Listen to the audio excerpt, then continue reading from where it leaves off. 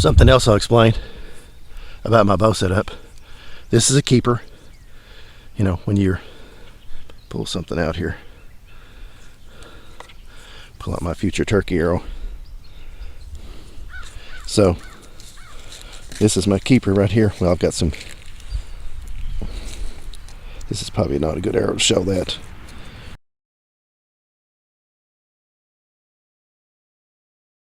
It's sleeved up with that tape. But anyway, this holds the arrow on so it can't fall off. And when you pull it back, that keeper lets go. If you wonder what this is to hold a Tacticam.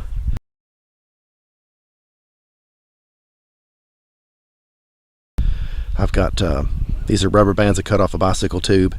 This is just a stick, like a paint stirring stick. And I drilled some holes here, screwed this in, and I can actually put this camera in here. And the reason that works so well is that I've got a camera on my hat,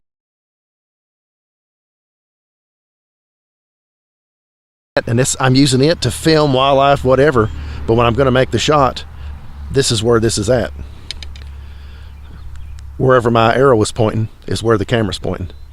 And something else I could do if I can't move my whole body or something like that, I can take the camera like this and slowly pivot my bow, and I could be filming something that's behind the tree that I can't really move around and get a shot at with maybe another camera or whatever. And then I pull it back around. So a 2-camera system works great. Works absolutely great. And I'll touch on this too. Something else I do is I clock my broadheads. Anytime that you take an arrow system, if you clock your broadheads, that means turn them, orient them the same way, flat, straight, up and down, whatever, however you want to do it. But if you do all your arrows consistently with that, you're just going to get more consistent flight arrow to arrow. And when you go up FOC, that can reduce the need to do that some, but I'm going to try to make sure everything is the same. From one arrow to another. And I like 2-blade. I do favor 2-blade broadheads. That's another subject, just because they penetrate so well and they fly better. And you know, that's an age-old argument. Oh yeah, if everything's matched up, everything flies great. Well, I'll tell you what, I know how to do FOC, and I know how to make an arrow fly straight, and I'll take a 3-blade 200 grain broadhead and stick it on here, and I can't get any kind of flight out of it. But I'll stick a 2-blade, weighs the same, boom, boom, boom, works great. Okay, something else. I put this on here. Now, why do I have a stabilizer on a recurve? Is that retarded or what? Well, here's the deal. If I drop this bow and I've got a $200 or $300 Tacticam here, guess where I want it to hit? I don't want it to hit the camera. I want it to hit on here and hit here. So this is a guard for the camera. Otherwise, I wouldn't have it on here at all. Also, there's an option of putting a camera here, but a stabilizer camera sucks in multiple ways. Number one, if you hunt in brush or ground blind and you're trying to make the shot, guess where your camera's looking? If your camera is down here on the bottom, it's looking below your window of your ground blind.